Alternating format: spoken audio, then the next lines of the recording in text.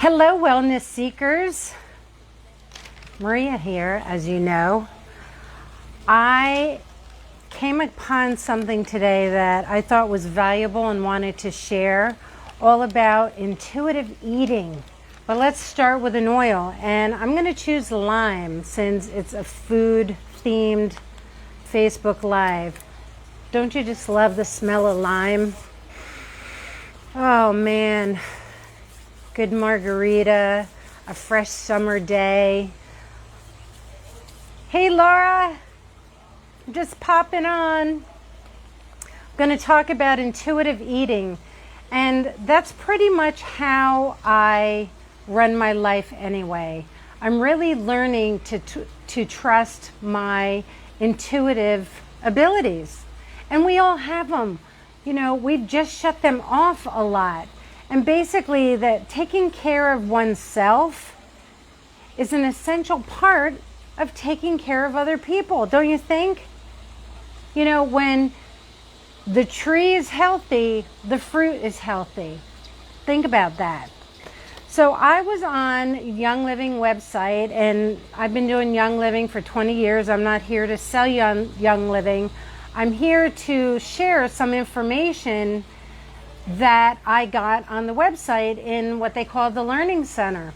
Oh, and by the way, you could get one of these cool ceramic diffuser necklaces, IM necklaces, from me. My sister-in-law makes them, and she makes them in all different shapes, and I'll add some colored leather if you want, or brown or black.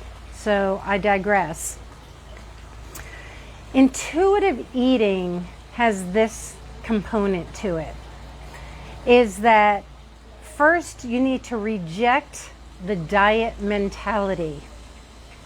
I'm going to follow this diet, that diet.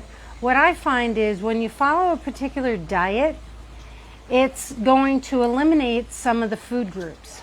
And I personally eat everything. I don't restrict myself in any manner. Unless, of course, I eat it and it makes me deathly sick, but I haven't found that food yet. And if that's going to happen, it's usually a texture or an aroma thing, and not really that the food is not repelled by me. So reject the diet mentality. Oh, I'm keto. Oh, I do Mediterranean. Even by saying I'm vegan or vegetarian or a carnivore or whatever, just drop the label altogether, because the label suggests what it is, and oftentimes it doesn't necessarily bring a good feeling. And I'm not saying that we have to go around and, you know, just do things that feel good for us, but when you're doing the things that are aligned with the way your body works, you are going to feel good all the time. And then when you try something or revisit something from your past eating habits, inevitably, it's not going to be that great. Like sugar, I don't crave sugar. If I eat sugar, it's an intentional thing. Like, I can't pass up a tiramisu. You know what I'm saying? Honor your hunger. When you're hungry, either get a glass of water or satisfy your hunger, unless you just ate and for some reason now you're hungry all the time. But don't wait too long before you eat because you want to deprive yourself because you're trying to lose weight or something like that. Just listen to your body. You know, it could just be a passing thing. Sometimes when I pass by a restaurant and I get a whiff of what they're cooking, that ignites digestion. I'm like, maybe I am hungry, when in reality I'm not. So assess the situation that you're in at the moment. If you haven't eaten for 8 hours, well, you're pretty hungry, I'm thinking. Make peace with your food. And what does that mean?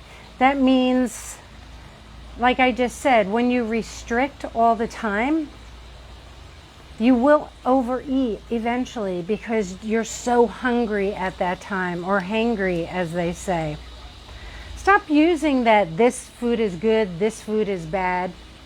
You know, you can deny yourself a food not because it's bad, but because that's just not your taste at this time. You know, really get to know your taste buds as well. Learn the signals that your body gives you when you're hungry. And then give yourself permission to eat things. Oh, I'd love that bread. I'd love that pizza. Oh man, I would love some pasta, but I can't. That's bad for me. Life and death in the power of the tongue, my friends. I know you've heard me say that before. That's bad for me. You're not speaking life when you're saying that. No, you know what? I'm just not going to take that this time. Or I'm just going to fast from bread this time. Or I'm going to fast from that second piece of pizza. You got to have a satisfaction factor. You got to experience the texture, the flavor, the smell. When you smell something, inevitably you're going to be able to taste it at that time as well, because you can taste with your smell. Ask any wine expert, they will tell you that. Make sure your food is nourishing and enjoyable. Think about the impact of food on your life. This is part of intuitive eating. Really be aware of the different foods and the textures. Don't just look at, oh, well, this is really, it takes a long time to prepare or cut or peel or whatever. Don't look at food like that. Look at food like the gift and the treasure that they were created to be, to nourish your body. Start getting a new perspective on food. View eating food through the lens of a child. You know, when a child is eating something that they've never tried before, and you know they're going to like it when they try it and the excitement of it. I would say do most things through the lens of a child who has been untainted with the world, like 3 and under, 2 and under. You know, and even that, our kids are slightly tainted. And excuse the lawnmower in the background. Honor yourself without food. Comfort yourself in other ways. I know food is just the quickest, easiest way for us to go and grab something to comfort ourselves. You know, with a milkshake or chips and dip and whatnot. How about go for a bath or a walk? It doesn't have to be a long walk. Outside your front door, go get the mail. Moving your physical situation when you're in an uncomfortable situation can change everything, can change the energy. If you stay in an environment where you are uncomfortable, you're actually marinating in that uncomfortableness. Call a friend. Have some laughs with someone you know is a guaranteed laugh. Journal. Read. It doesn't have to be long. We think that every practice that we do has to be this extended amount of time. I know that I like to do a quick reading in the bathroom. Just a little something, a little spark can comfort you in a way that you never thought had. So you got to look at things differently. Look at them from different perspectives. Respect your body. You know, I always talk about the body as being a temple. Accept yourself. Accept who you were created to be. Accept who you are in this moment.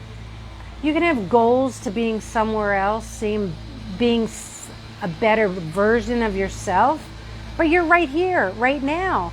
And it starts with a decision. And value your worth. We don't value our worth for the most part. You know, everyone is grappling for something. We're looking, we're searching. Guys, you just got to quiet down a little bit. When you're going on that walk, ask questions. I told you, what gives us breath in life lives in us and knows us better than anybody else. Ask the question, you'll get the answer. The first thing that comes to your head is going to be the answer. If it's something that's destructive, does not bring you peace, lead you to do things that you would otherwise not do, that's not the right voice. You listen to the one that it elevates, uplifts, edifies, brings you peace. That's the voice you listen to. Anything else is not of the light. Honor your health as a whole. Through food, how does it make you feel? Do you feel good about yourself when you're eating the foods you're eating, or do you feel crappy? If I ate a Dorito right now, my body would physically feel crappy.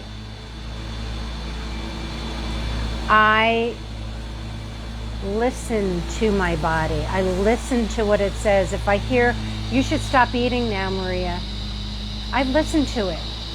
Don't push through and say, oh, well, there's 5 things left on my plate. I have to eat them. I don't like waste. Put it in a little container, put it in a plate, cover it up, and snack on it later. Did you ever finish a meal and later on you're like, oh man, I wish I had some leftovers? Sometimes our leftovers are better than the real deal. You know what I mean?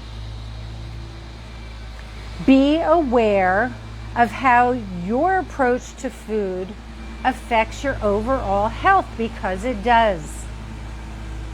Guys, my biggest word with my children, and you can ask them, what's your mom's favorite word? Is awareness. Be aware of your surroundings. Be aware of the people. Be aware of where the exits are. Be aware of where the bathroom is. Be aware of what you're putting in and on your body. Just be aware. When you're aware, you can't say, well, I didn't know. And I know we don't know what we don't know, but life gives us clues. Your body gives us signals and clues. That's all I'm asking you to look for. Write things down.